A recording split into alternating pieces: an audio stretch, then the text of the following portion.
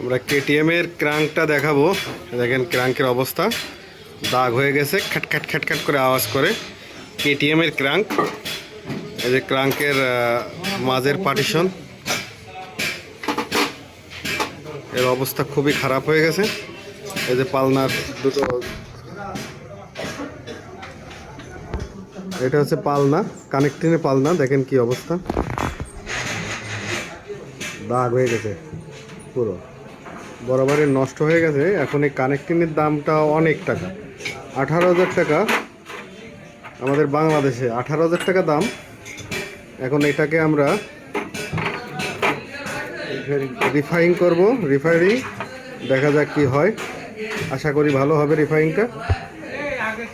Refine করার পরে দেখাবো কীরকম কাজটা হলো।